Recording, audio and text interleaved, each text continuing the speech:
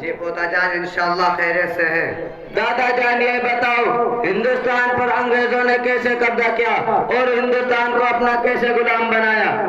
جی پوتا جان میں آپ کو بتانا چاہتا ہوں کہ 24 ستمبر 1599 لندن کے تاجروں اور بزنس مین نے آپس میں مل کر یہ فیصلہ کیا کہ انڈیا میں تجارت شروع کرنی چاہیے۔ چنانچہ بادشاہ جہانگیر رحمت اللہ علیہ نے ان لوگوں کو کھانے کمانے اور تجارت شروع کرنے کی اجازت دے دی اور 1612 عیسوی میں سب سے پہلے ان لوگوں نے سورت میں اپنا کاروبار شروع کیا اور ایسٹ انڈیا کمپنی کی بنیاد ڈالی، مگر انگریزوں نے 2-4 سال کے اندر ہی پورے ہندوستان میں 200 سے زائد ان کی کمپنی ہو گئی۔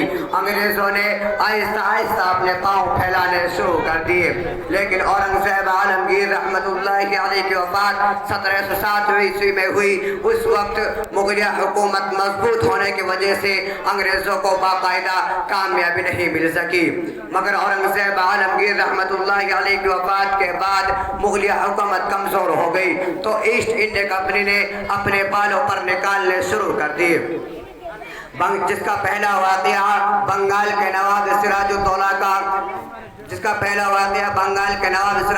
کا پلاسی کا میدان میں پیش آیا۔ بنگال کے نواب سراج الدولہ کا مقابلہ انگریزوں سے ہوا اور نواب سراج الدولہ کو شکست ہوئی۔ اس کے بعد دھیرے دھیرے انگریزوں نے پورے 1857 عیسوی تک پورے ہندوستان پر قبضہ کر لیا۔ جی پوتا جان آپ کے سمجھ میں آ گیا ہوگا کہ انگریزوں نے کس طرح ہندوستان پر قبضہ کیا۔ دادا جان یہ بات تو ہمارے سمجھ میں آ گئی، بھائی جان آپ بھی دادا سے کچھ معلومات کرنے چاہتے ہو تو کر لیجئے۔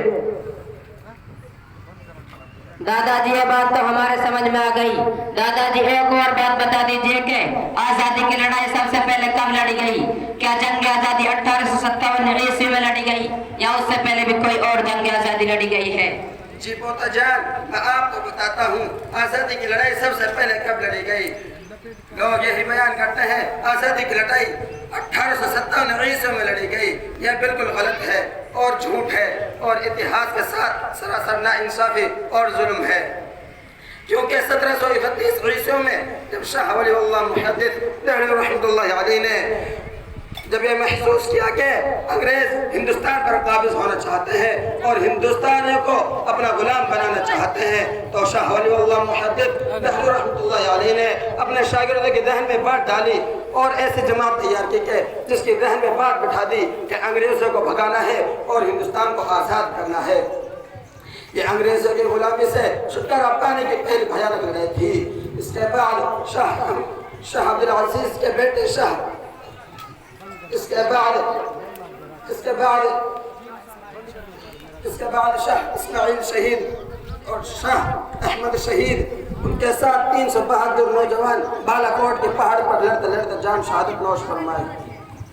اس کے بعد شاملی کے میدان میں 1857 عیسوی میں حاجی امداد اللہ مہاجر مکی رحمت اللہ علیہ کی قیادت میں اور آپ کے مرید حضرت مولانا رشید احمد گنگوئی رحمت اللہ علیہ اور مولانا قاسم نامیری رحمت اللہ علیہ اور حافظ زامل شہید رحمت اللہ علیہ وغیرہ وغیرہ نے انگریزوں سے جنگ آزادی لڑی، مگر ان حضرات کو کامیابی نہیں مل سکی۔ اس کے بعد غلام ہندوستان کو آزاد کرنے کے لیے اور مجاہدین کی آزادی کو تیار کرنے کے لیے 1866 عیسوی میں مدرسہ دارالعلوم دیوبند کو قائم کیا گیا اور مدرسہ دارالعلوم دیوبند اور علماء دیوبند کی قربانیوں کا یہ نتیجہ ہے کہ آج ہمارا دیش آزاد ہوا، آج ہمارا ہندوستان آزاد ہوا۔ میں ان حضرات سے درخواست کرنا چاہتا ہوں، میں ان حضرات کو بدلہ دینا چاہتا ہوں کہ جو حضرات یہ کہتے ہیں کہ مسلمانوں نے دیش سے ملک کے لیے کیا کیا، وہ حضرات تاریخ اٹھا کر پڑھیں، اتہاس کا مطالعہ کیا کریں۔ مسلمانوں نے دیش سے ملک کے لیے کیا کیا، وہ حضرات تاریخ اٹھا کر پڑھیں، اتہاس کا مطالعہ کیا کریں۔ مسلمانوں نے ہندوستان کی آزادی کے لیے کیا کیا، مسلمانوں نے ہندوستان کی آزادی کے لیے جتنا اپنا خون بہایا ہے اتنا کسی اور نے اپنے پسینے بھی نہیں بہائے ہوں گے۔ جی پوتا جان اب تو آپ کو سمجھ میں آ گیا ہوگا کہ آزادی کی لڑائی سب سے پہلے کب لڑی گئی۔ جی دادا جان آپ نے ہمیں بہت ساری معلومات بتا دی جن سے ہم آج تک ناواقف تھے۔ اچھا چلتے ہیں، السلام علیکم ورحمۃ اللہ دادا جان۔ وعلیکم السلام۔ ماشاءاللہ ماشاءاللہ بہت اچھا۔